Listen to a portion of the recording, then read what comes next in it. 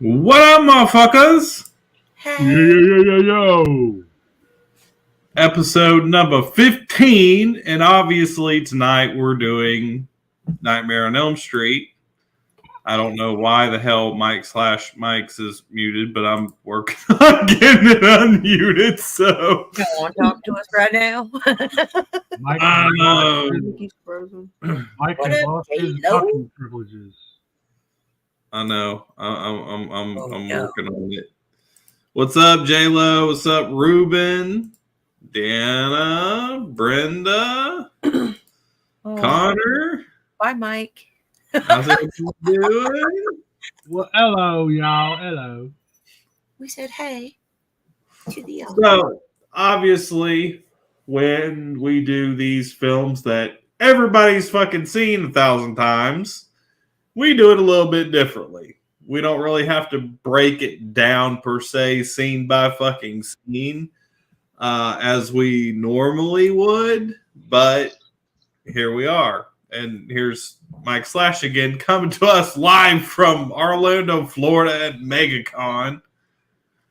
Boom. Can he talk? He don't want to talk to us again. He's trying to figure shit out. He's in and out, guys. He's in and out. Yeah. So, anyways, Nightmare on Elm Street. Yes. I like this movie. Definitely one of the best slasher horror films that you could possibly fucking watch. You got not as many one-liners as he does the other ones. They really didn't go. There was no comedy in the very first Nightmare at all. There was a little bit here and there. I mean, when you're flashing your like nipple at me and then all these little things come swirling out, that's kind of funny when you're grinning. Yeah. And then when he was like, when she picked up the phone, he was trying to lick her and shit. That was That was nasty to me. I think that's really what they were more or less trying to do. Is they were just trying to gross you out. Yeah, and his first one-liner was kind of funny too, with his freaky face. Yeah, back then, the whole like horror comedy thing was just kind of like starting, really. Like it still didn't have like a huge because to me, like the godfather of horror comedy would probably be The Evil Dead. Like, it was one of the very first ones to, like, bring in, like, heavy comedy on top of, like, horror and gore all at the same time. His first line that he said was kind of funny, too, when she said, "Oh, my God." He said, "This is God." Yeah, he's like, You know, that's his that was kind of funny. right. I think it was more or less for not really aiming for comedy per se, but more or less like shock factor. Yeah. And to really kind of like gross you out. Like whenever he cut his own chest open, you had the green pus and the maggots coming out. He cut his own fingers off and shit. Right? Yeah. Laughing.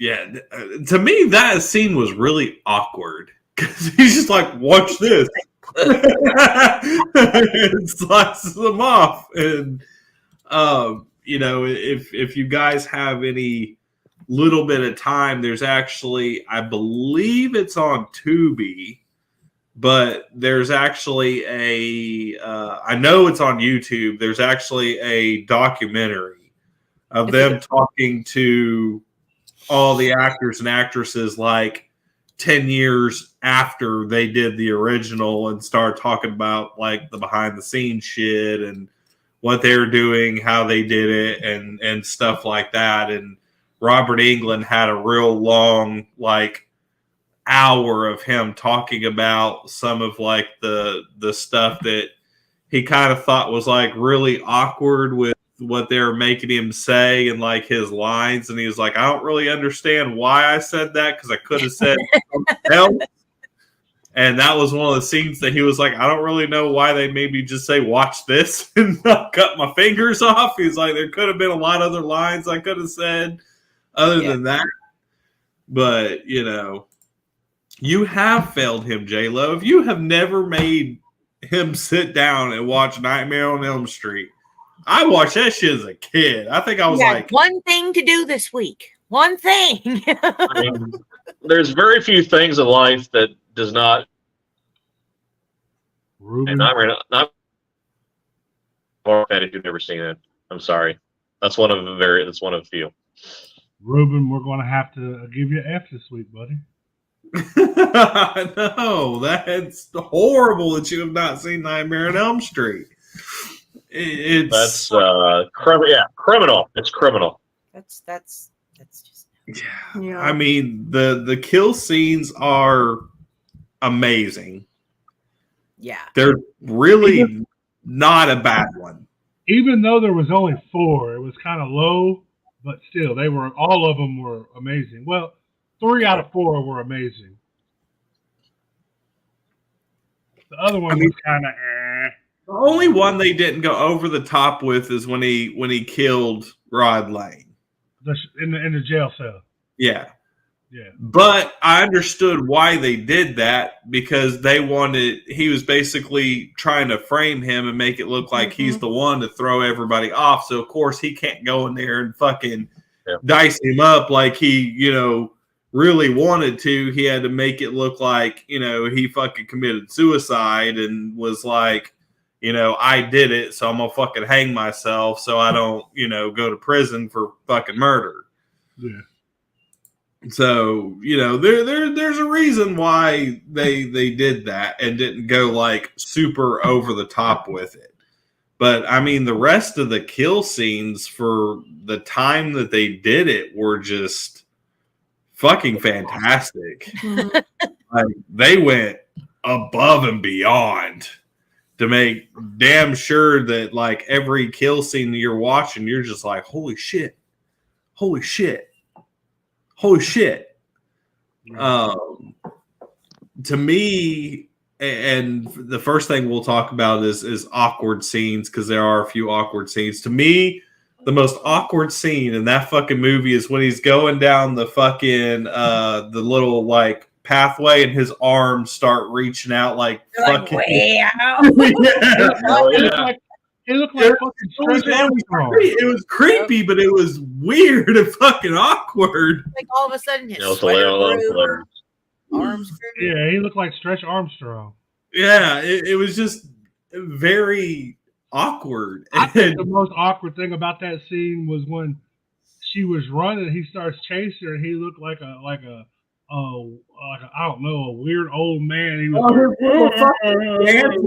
doing. he was running, wobbling and shit. Well, I mean that's all the same scene. That was all that saying. Yeah. That's and within that scene, you also had the whole finger chopping thing and the watch this fucking whole scene was just incredibly fucking awkward. Another awkward ass scene is I want to know why she had a boiler room in her house. Did you notice that when she goes from the house and she goes through that door and then she's in a boiler room? Yeah, but she was dreaming. Yeah, they did that in every scene of leading into his boiler room because she did it in the school too when she went down and ended up in his boiler room. Oh, I thought that was when she brought him place. into the. I thought that was when she brought him into her world. No, a lot of the dream sequences, no matter where they were at, when they would go down into a door, it always led into his boiler room. Gotcha. Yeah, because it did it in the school, it did it in her house. Like that was the thing, was leading them down into his boiler room because, you know, in real life, when he was alive, that's where he was taking all the kids to murder them, was that boiler room. Yep. Yeah. So if you notice, that's where he, you know, preferred to try to kill them, was down in that boiler room. He has to go somewhere, I guess. Murdered and touched them. I feel like every scene involving her mother Was creepy as hell. was creepy. The mom gave me a huge ick vibe, and I was like, Our mom was a alkie. Heck yeah, she wanted her vodka. She's like, oh, don't worry. dinner. Night. Yeah, the mother was extremely awkward. Like, she was very expressionless and just very awkward. Then she's Like, trying to run possessed. away. She's trying to run out the front door and it's locked, and the mom's like, "It's locked. It's locked. It's locked." Yeah, like, why can't you get out of her house? I don't understand why you can't get in or out. I mean, she played a great alcoholic. Yeah. Oh yeah. I don't know if she was literally drunk the whole time, but you know, Sometimes you gotta play the part. that's true. That's true. You got those method actors that, you know, fucking get into it and play the part the entire fucking time. I'm just saying, I could be cold, still cold sober, and I could put myself drunk. Okay. That's why they call you Little Kitty. That's right. True that. Now you know. As she You are right. Like she was the most awkward, like extremely awkward the whole entire time. Like, as far as acting, she was probably the worst one. Well, It was the lipstick for me that got me. I was like, I think young Johnny Depp was kind of a horrible He was an actor. idiot. He was an idiot. But I mean, that was his first movie. yeah. Yeah, I could see that. Yeah. Him and his crop top sweater shirt. It was the polo and the vest for me. I was like, really? And then the first scene when he gets out the car and he's wearing a blue button-down shirt and khakis and fucking loafers. I'm like, come on. I couldn't help but laugh, but when he he was channeling his inner Mike Slash. That was What so was it? not Jack. He's wearing a jacket. I wanted Jack Sparrow, not this guy. can somebody confirm this for me? I thought I read or heard that he actually, Depp was driving somebody else to audition, and then he ended up auditioning like spontaneously and got the role. Am I wrong? I believe that's true. I believe that is true. Because there's also another story, and I think that's on that documentary, but on that documentary is also how Robert Englund got the part. And I know that it's been a long time since I've seen that documentary, but there's also something about how they found Robert Englund in I want to say a BDSM club. That tracks. And there was, I know it had something to do with BDSM club, and I can't remember if they brought him there or they found him there. You're just going to have to go find the interview, but it is on YouTube, somewhere on YouTube, because I've seen it several times before. I'm in. But it was quite interesting. Oh, Really? Ruben. Come on, Ruben. Just Google it. Just Google. Wrong show. Tune in Tuesdays at 10:30 if you want to find out. Ruben, What you ever see 50 Shades of Grey? There you go. Bro. No. God, call me, Ruben. Call me. That Mojo, I got you. Just not right now. We got some books we can do about that. Yeah. Oh, I'm sure you do. Oh, Mansplain it. He said mansplain it. It's where people Lives and Bondage. dreams and things Like that gag you.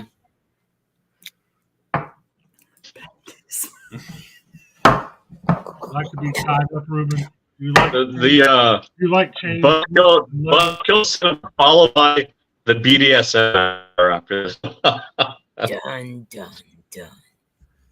Yeah, so I mean, That's a it's out there. Now I gotta hand it to Wes Craven. Like, some of his other stuff, I wasn't really a big fan of. Like, The Hills Have Eyes was okay. It was okay. Hey, I wasn't a huge fan of The Hills Have Eyes. I wasn't. I wasn't even a big fan of the remake. I mean, it was okay. It was all right. It wasn't nothing fucking super spectacular or anything like that. The remake was dope. I don't care what you say. To me, I know a lot of people tried to say that, Wes Craven's golden child was Scream, but I don't feel that way because honestly, I did not like Scream. I don't like any of them. I never have. I like Scream. Sorry. I watched the new one, like last week. I don't. One day. I never dug them. I never got into them. But I'm also not. You don't like Michael Myers either. So. I'm not a big slasher guy. The only slashers I like were ones that were kind of like Creature, like Freddy Krueger and Chucky. Those I loved, but I was never really a big, huge fan of Jason Voorhees. I wasn't a fan of Michael Myers. I'm just not a huge slasher. There's a few slashers that I really like, a few, but I'm not a big slasher guy. I'm more of a feature guy. I like. You were like yin and yang, man. I'm the slasher. Yeah, but you like. I think you like the fun slashers. Like you like ones like Terror Train, Slaughter High. Like they're slashers, but they're not just straight. Like your connection's horrible, bro. oh sure. God damn it. You come in like 5 minutes too late. He's sucky. Yeah, it's. I mean, yeah, I do like some of the I guess quote unquote fun slashers. I understand what he's saying. You like the comedy aspect. Yeah, and I guess I do lean that way. He's going to start talking here in a second because his stuff is super. Oh, there it is. So yeah, I do like some of the fun slashers, I guess, but I'm more of a creature guy. I like werewolves. I like vampires. I like the I guess what you could say was like the fantasy horror is what I prefer. I love zombie stuff. I love zombies, fucking, stuff like that. But to me, Wes Craven's crown jewel is Nightmare on Elm Street.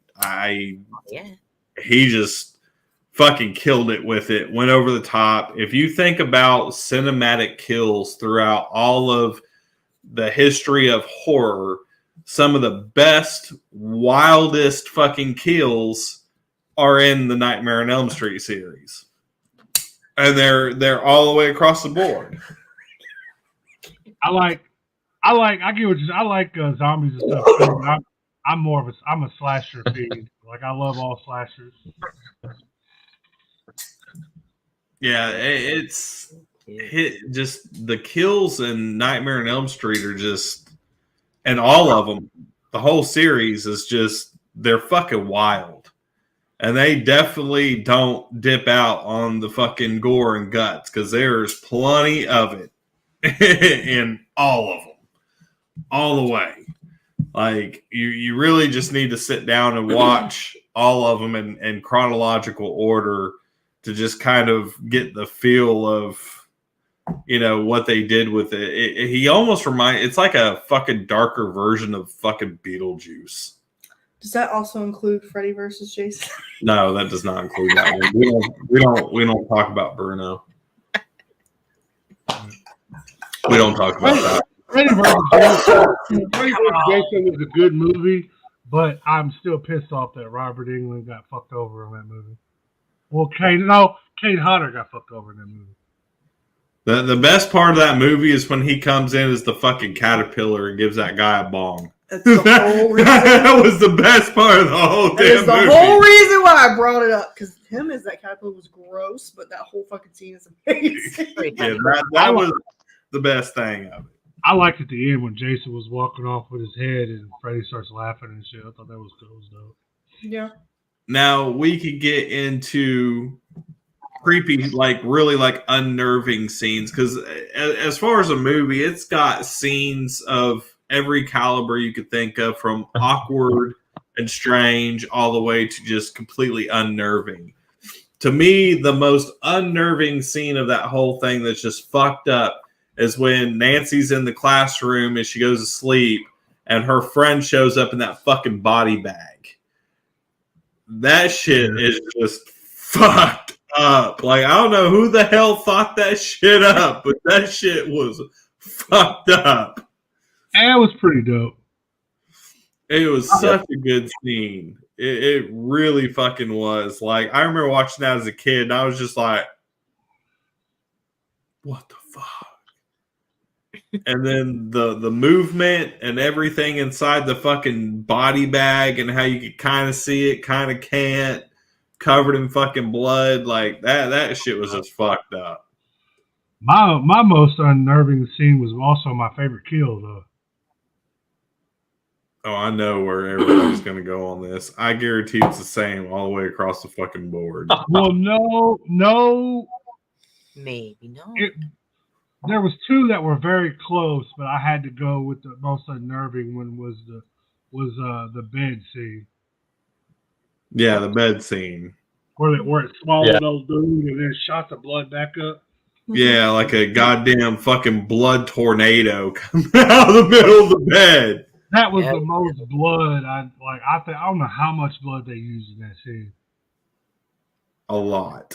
That shit was just like leaking off the walls and like dripping. I would love to know if I could find it. I'm gonna probably go down a rabbit hole one day and find out how they actually did that scene and how they. I already know. I was gonna beat you to it. The room upside down. They probably made it.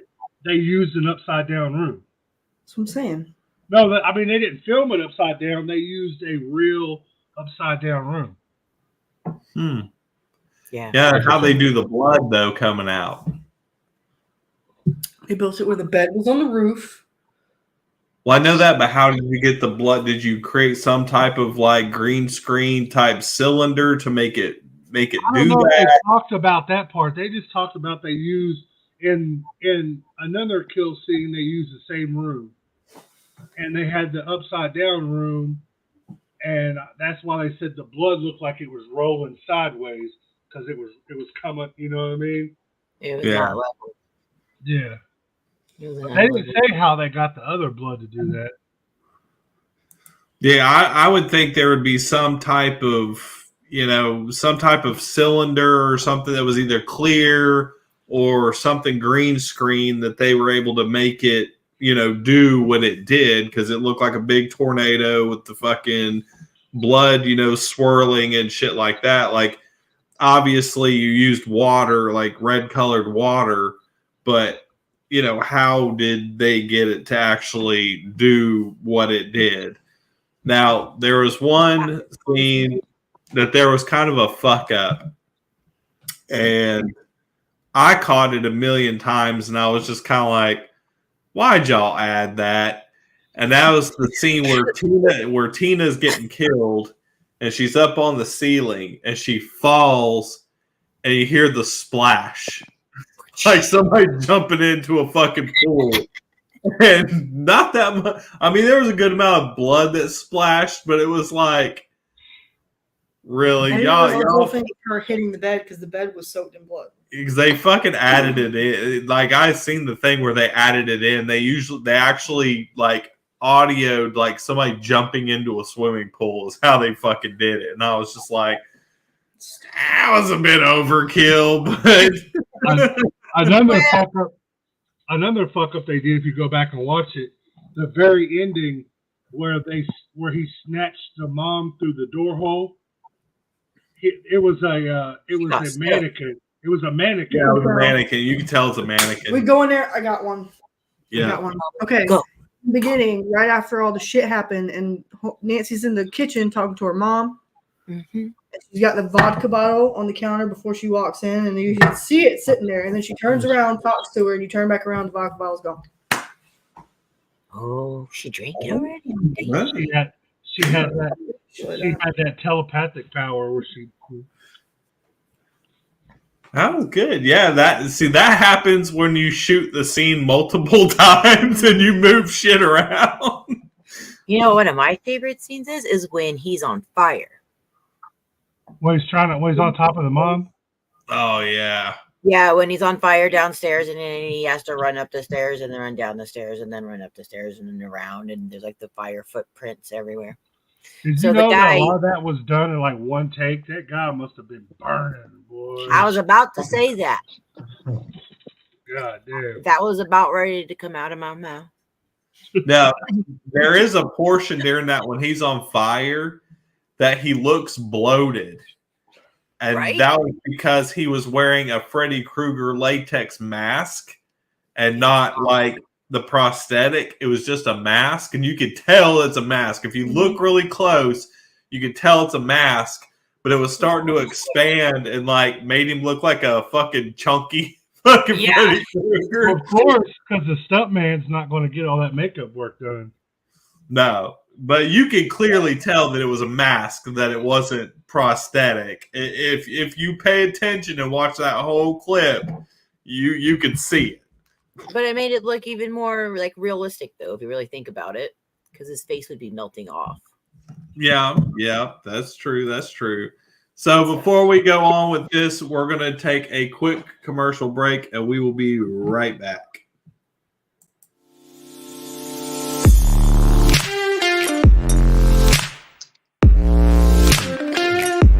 Terrible. What's wrong with this fucking signal?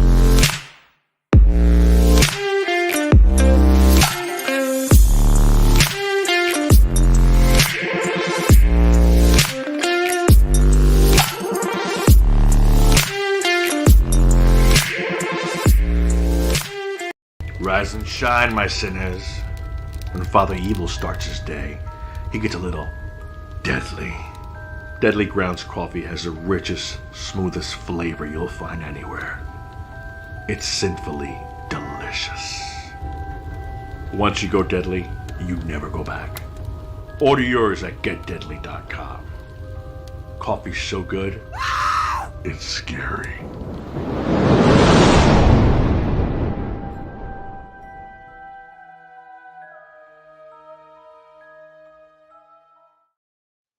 So we can't hear Mike the whole entire show, and during the commercial, all I hear is fucking Fuck Mike. That was great. God damn it. You know what? It happens. Pretty funny. Made us laugh. It can't always go. Blame Florida. Blame Florida. Blame Florida. Why was blame Canada? Yeah, we can blame Florida. That's okay.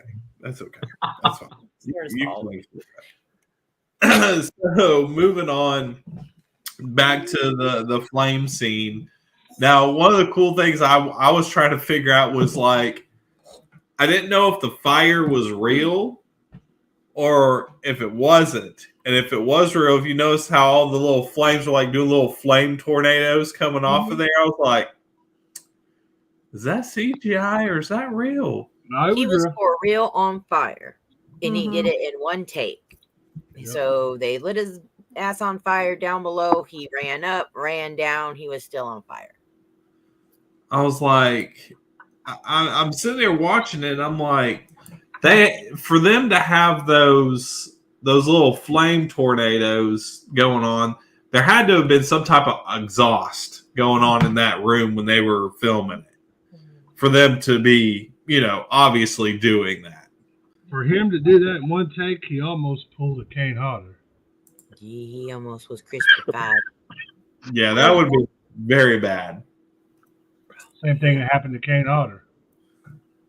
Yeah, that would have been mega bad. But he didn't. He survived. So now, what I would love to know is what went through Wes Craven's mind when he was writing the script for this. Let's make this as gory as possible. Like, how did you even think of this fucking character? How did you come up with it? Like, what the fuck were you thinking? I'm glad you did. This is fucking awesome. pretty sweet. But like where? Like where'd it come from? Right. I liked it. If he R.I.P. I mean, but I wish he was still alive, so you can ask I him. do too. I don't think he was nowhere near done with his career and coulda shoulda been doing a lot more stuff. Had he not passed away, rest in peace. But damn. He opened up a lot of stuff to the horror film era, though. He did. He made it more gorier than some of the other ones. I mean, if you really think about it, there's not that many gorier ones until really. How many producers can say that they produced two horror icons? I mean, Ghostface and fucking Krueger, two icons. Right. I don't just mean horror people. I mean icons. Right. Yeah, you'd probably have some. Well, I mean, yes, because Scream's pretty huge within the horror realm. He did become an icon. But yeah, you can say that because there's not really any directors that I could think of that created multiple horror icons other than Wes Craven. Yeah. Most of them is just like their 1, 2s, and 3s. Yep. I mean, you had a bunch of one-offs. Even Clive Barker. Now, Clive Barker could have done that if Clive Barker would have went further with Nightbreed like he intended. Now, is it Freddy also the longest running slasher series of the original character, like Wes or Robert Englund? Because in all the other slashers they changed them a lot. Robert Englund stayed all the way up until Freddy vs. Jason. The same character. Him and Chucky. Chucky. The same character. Him and Chucky, because Chucky's always been played by Brad Dourif. So not all of them. Some of the other ones he wasn't. Yes, he was. Other than the remake.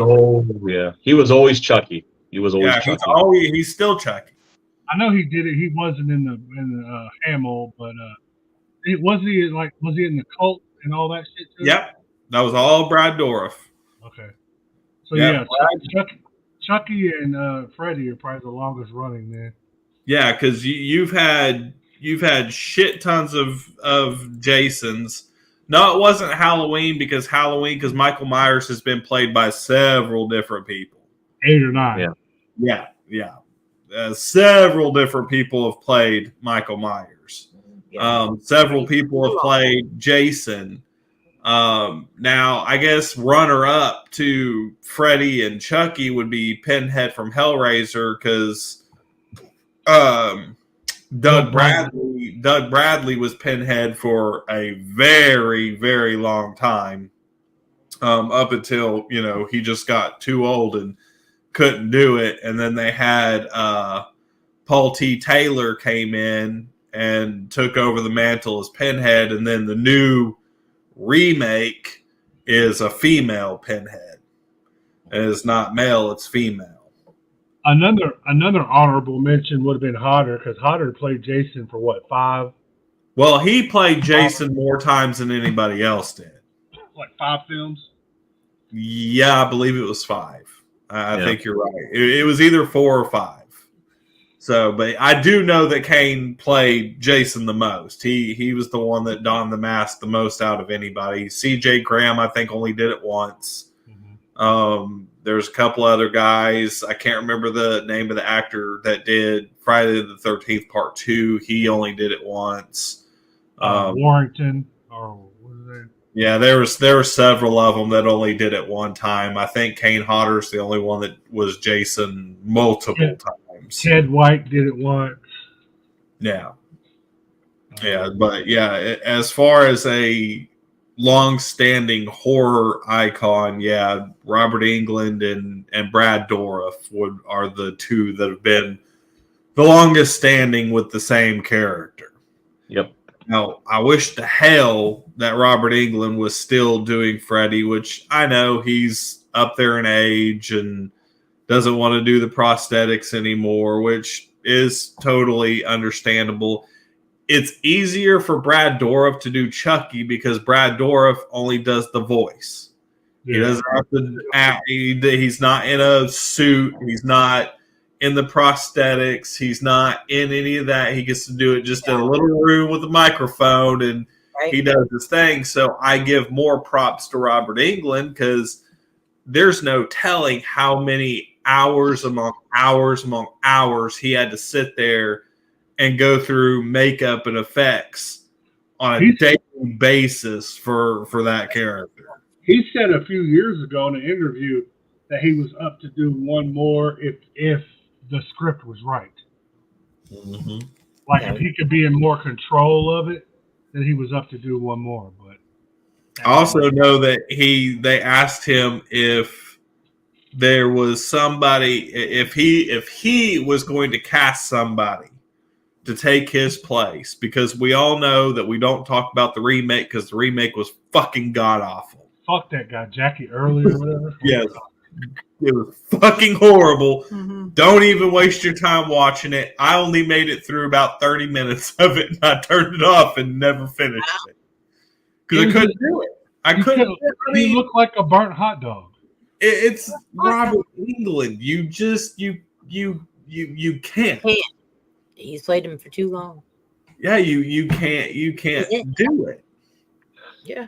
Now, to me, Mark Hamill did not do a bad job with that Child's Play remake. But the way I look at it was that was a standalone movie. It was completely different. Yes, it was the Chucky doll or whatever, but it was just completely on its own little level. But Mark Hamill did do a good job. I will not take that away from him. Aubrey Plaza in that movie, though. I love her. Let me ask you a question. So, I know they did in the remake. That was the whole basis of the remake.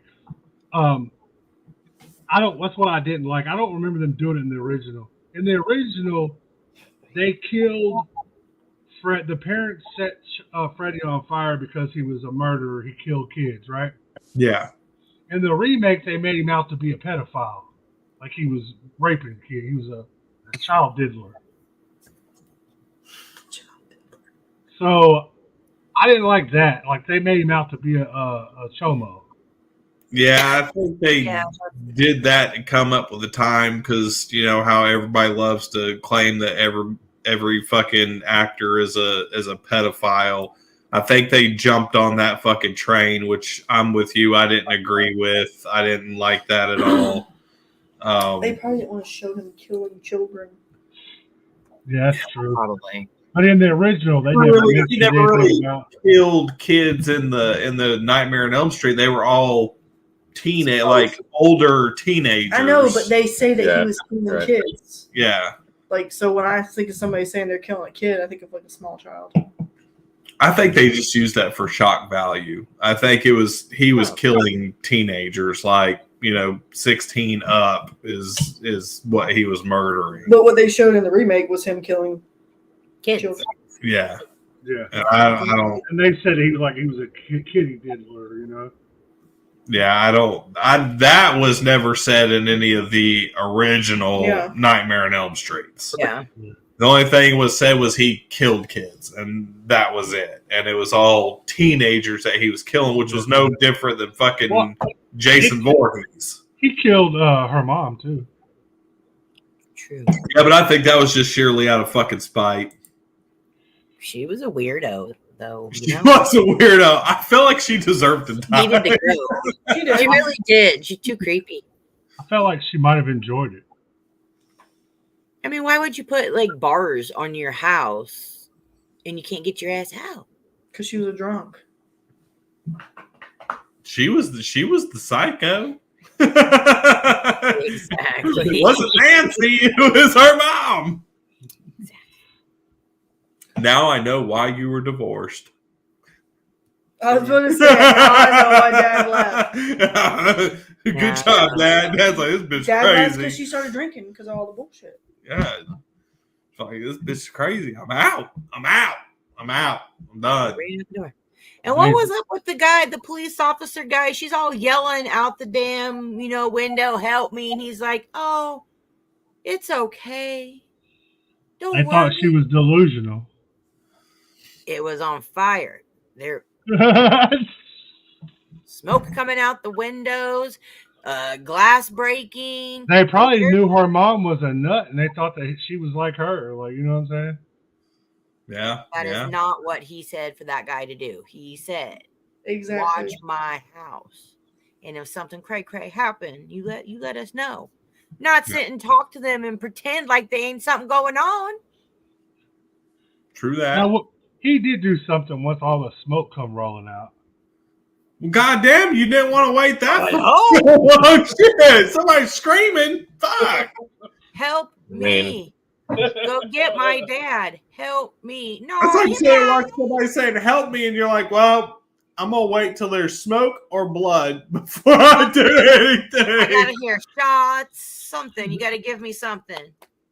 Yeah, that's ridiculous. All right, before we go into the rest of it, we're going to take a quick commercial break. The first thing we're going to show you is a clip from an animated series that's going to be coming out from Hellfire that's also going to be a comic book. So check that out, and we will be right back. Woohoo!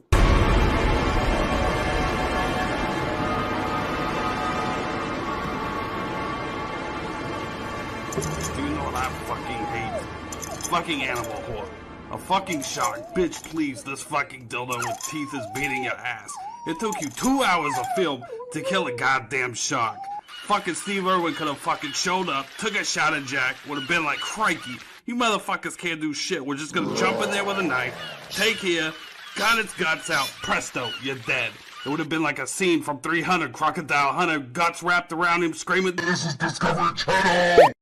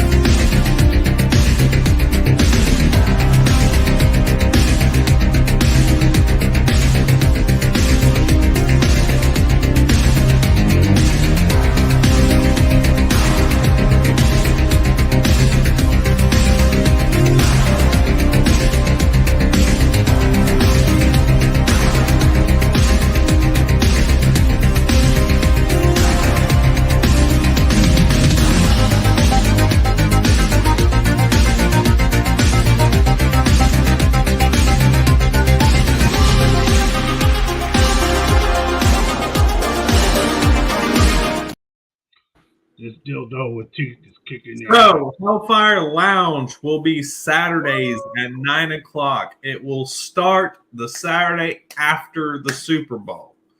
So, 9 o'clock in the morning?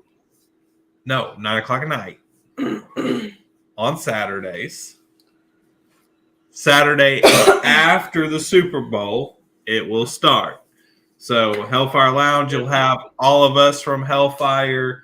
You might have all of us. You might have a few of us. You never know who's going to be on there.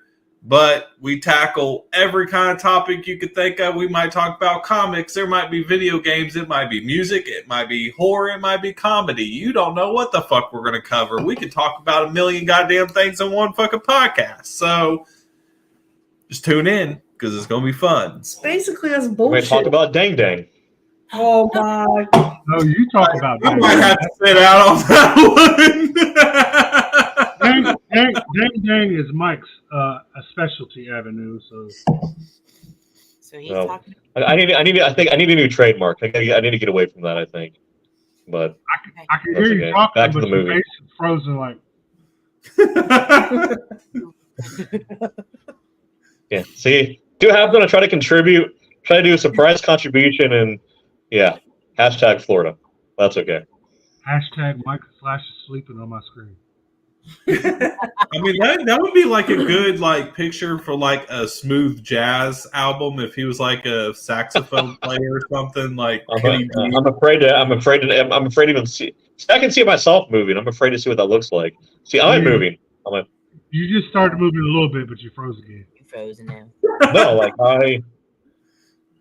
I see myself move. I'm glad you did. He's like, I see myself. I'm glad you see yourself. Good No, job. it's not. It's not frozen on my end. It's It's all right. It's okay, Mike. We'll give you. That's what I have to see. That when I try, I try to, A for effort. So now we're getting into the point where obviously we've got about 10 minutes left. So this is the point where we start wrapping stuff up. So obviously the first thing we're going to say is our favorite kill scenes of the entire movie. So mine. I'm kind of torn about this, but I'm going to go with Johnny Depp's scene of the bed scene with the blood tornado. It's iconic. It's amazing. It was beautiful. You really can't get any better than that. So I'm going with that one, Kitty. You knew my Right. we were rewatching the movie earlier. Same one. Same one. Because even when right before the blood came out, I was like, All right, Mojo, what you got? Well, that was my favorite. And I do like Mr. Freddy on fire because I know what he had to do that scene. But also the very first kill scene, there was some good That stuff. was the one. That was the one I was torn with her flipping through the air and going up. Yeah, On the there was ceiling. some random slashy, yankety, kill. So Yeah, that was the one. That was the scene I was torn with. Was between that one just because of the graphics, the visual effects and stuff were fucking amazing. The whole making her go up the wall and up onto the ceiling and it was badass. It was fucking fantastic. So I was torn between those two scenes, but obviously I'm gonna go with Johnny Depp's death scene. yeah, it was a good scene though. I mean, they both were two really good scenes. Yeah, what you got, Easy?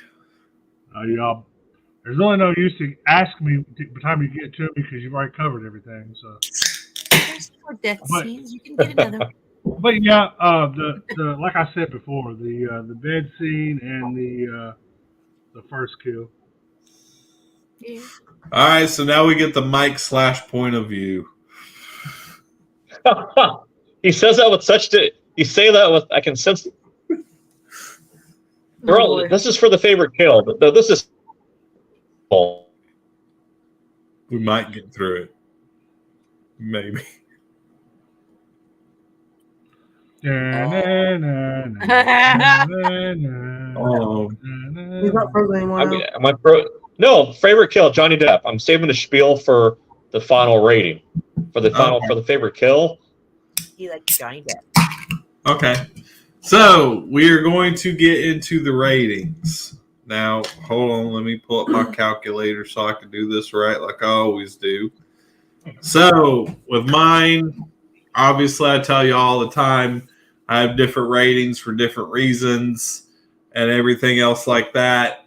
On this one, I have to go with a 9.5. It's one of my favorites.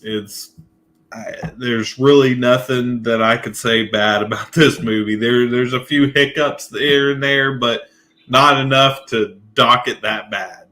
So 9.5. Kitty.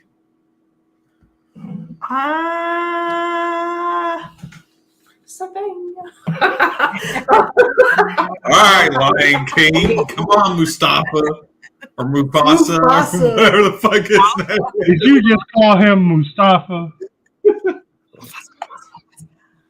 Oh, no. Okay. First of all, can you hear me? Yes. Okay. So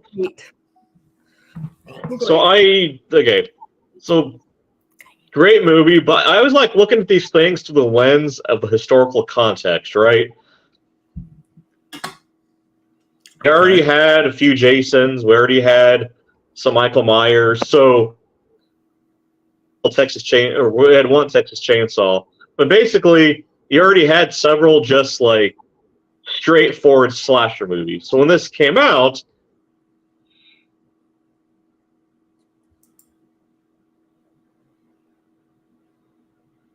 personal favorite, and also think it was different in the era of all the slashes, all the early 80s slash. But that being said, and taken on its own, I will not be Jeopardy'd out, damn it. Like an award show when they start playing music, people would get off the stage. I will not be Jeopardy'd out. Anyway, when this came out, wrap it up.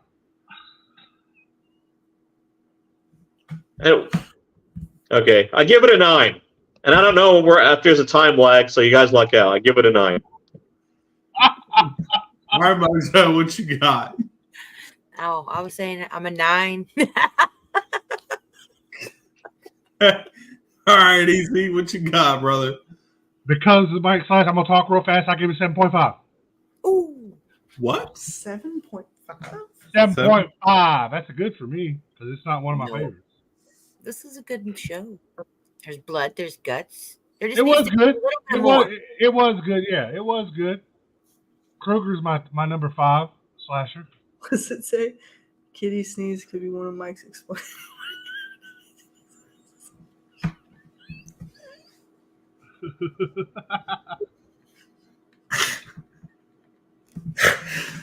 Oh shit. Okay, so right now, what you mean, Ruben? When I'm like this, this is definitely the highest rated.